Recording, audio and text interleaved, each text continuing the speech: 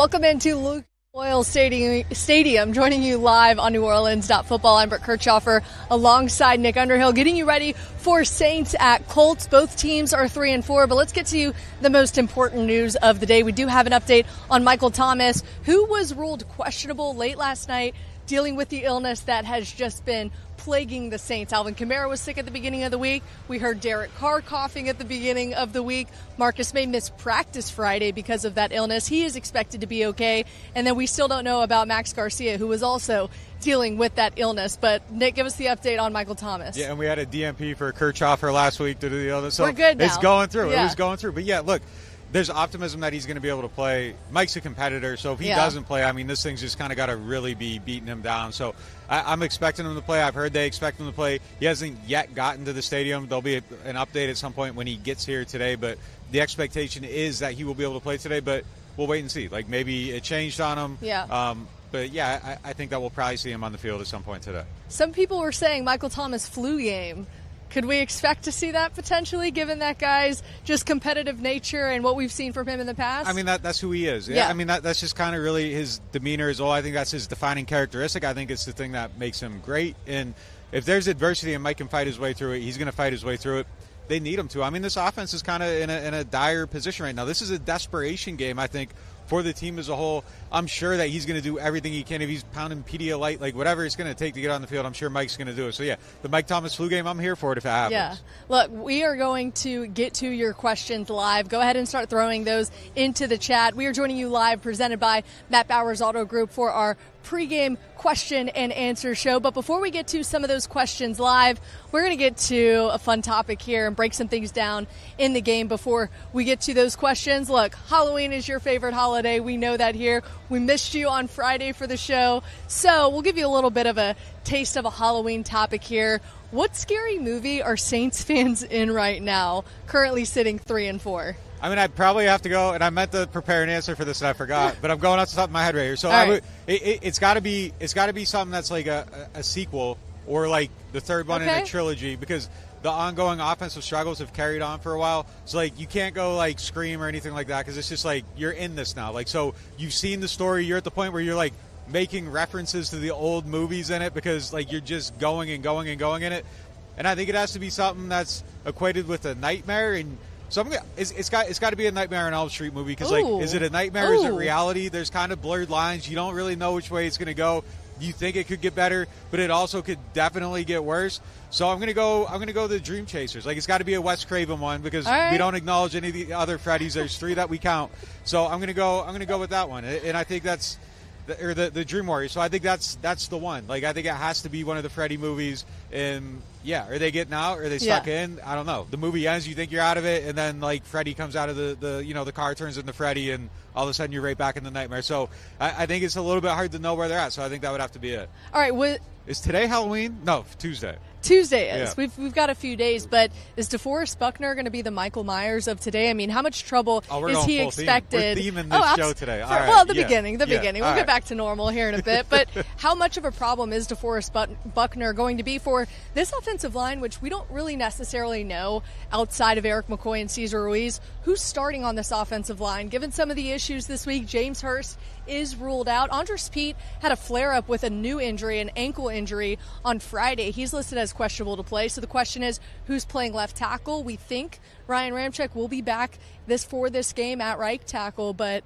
man, DeForest Buckner, if I'm heading into this game, I'm thinking I've got an opportunity to get after the quarterback today. I don't know if he's like the Michael Myers or the pass rushers. Like, he's definitely that category. He's that good. But I just don't, like, I feel like Michael Myers is kind of like a Mount Rushmore, like, horror movie character, and I think Buckner doesn't get the credit he deserves. So, like, he's somebody that's like a A24 type killer, like a great movie that, like, people know about, has a cult following, but, like, you kind of I mean, he's that guy though. Like, he's a game wrecker. He gets, he's a guy that's had double-digit sacks as an interior rusher, and he should be talked about, like, alongside Aaron Donald. I just don't know that he's in those conversations the way he should be, but he definitely deserves to be there. He is that guy, and yeah, look, this offensive line, I think it's kind of been, like, flown under the radar a little bit the last few weeks. They are in a bad situation. Like, we should have been screaming about it every single show, but it's like, okay, we talked about the offensive line for, like, multiple weeks, and then it's like, okay, there's new issues. There's new things to worry about. it's still a huge problem. Like, your starting left tackle is on the bench. James Hurst, your starting left guard, is on the bench. The guy that you had on the bench at left guard is now playing left tackle.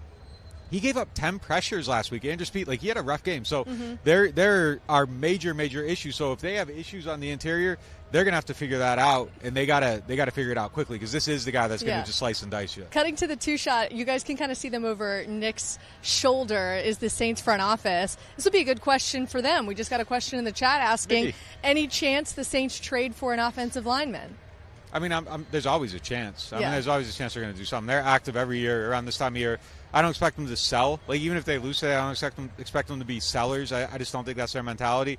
They're always going to look at it like there's a way to get back in it. It's just, it's a blessing and a curse. I think to a fault sometimes they hang on to things, but I think, to their credit, they're not a team that's ever really willing to totally fold, because it is almost impossible to rebuild a team when you go into that. So they're going to try probably to find it. I'm sure they're making the calls. I'm sure Michael Parrington, he's the director of pro scouting. I'm sure he's out there figuring out what deals are to be had, getting that information, making a list, and we'll see. But I don't know if I'm expecting anything, but I expect that they're probably trying for sure. A quick update on another potential injury in this game on the Colts side. Running back Zach Moss is listed as questionable due to an elbow and heel injury. Now look, Jonathan Taylor has been added back to the fold after missing the first 4 games of the season. He had 75 yards on the ground last week, as well as Zach Moss also playing in the game, so they kind of shared reps. But this sounds like it could be a game where they're leaning on Jonathan Taylor, which, as we know, this two-headed monster of Zach Moss and Jonathan Taylor, it'd be a good thing for the Saints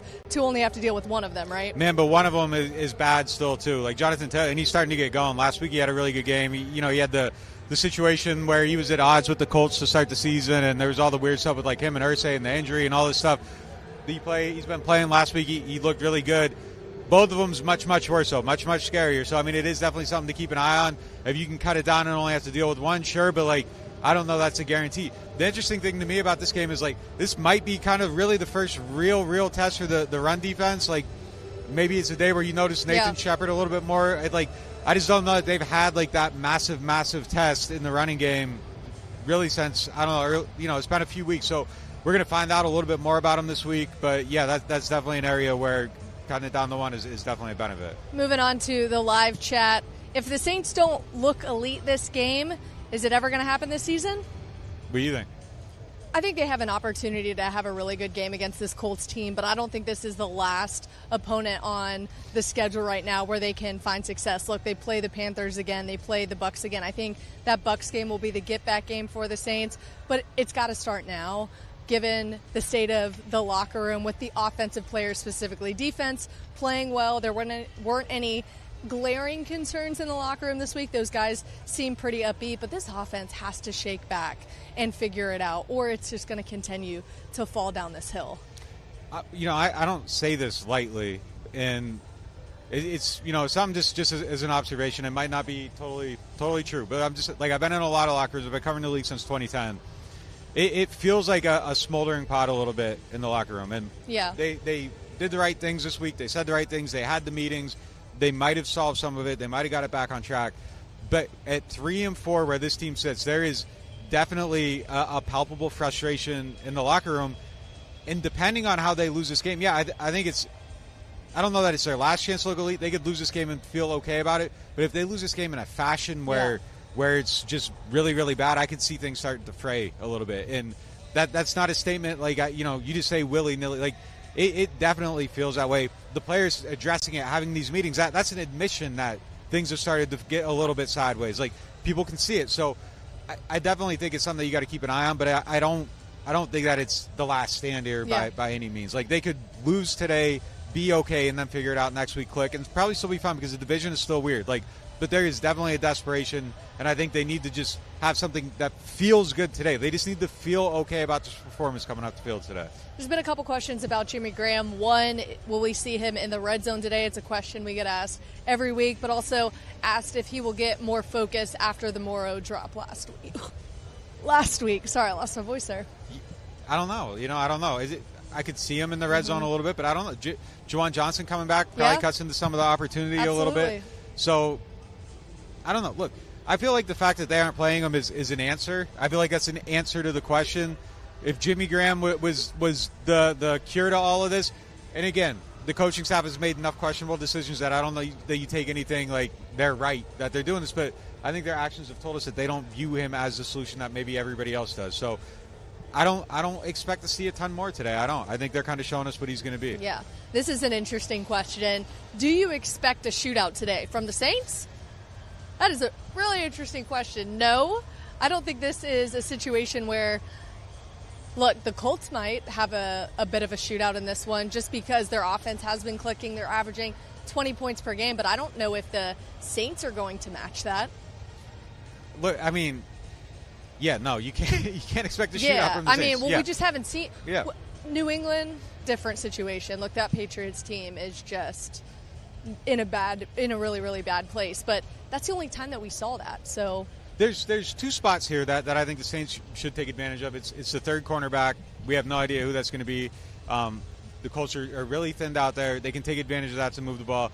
And then the DT opposite DeForest Buckner is somebody that they should run the ball. Like, he's someone that can be beat in the run game. So shootout, though? No, I don't think so. I think if the Saints get to the red zone, I'm expecting to see a lot of run plays in the red zone today. I don't think they're going to throw the ball the same way they have in the past. I think they're going to try to run it down there with Jamal Williams, Taysom Hill, and Alvin Kamara. I think they're going to try to get that three-headed monster going a little bit.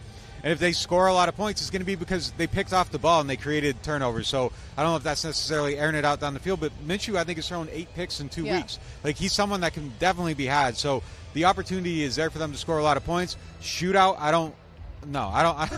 just don't. Until we see it, no, I don't see it. We're going to get one more question in the live chat before we move over to the members-only live stream. Now, the way you can access that, if you're not on it right now and you are a member-only, go to NewOrleans.Football right now, and that will be the feed that will continue on. This public feed on YouTube will end after we get to this last question in the live chat. This one's kind of interesting to me because we haven't talked about him in a while. Will Peyton Turner return to help the defensive line this year? He's getting closer. I've heard he's getting closer. That he's getting healthier, starting to do some cardiovascular work, stuff like that. So he's trending in the right direction.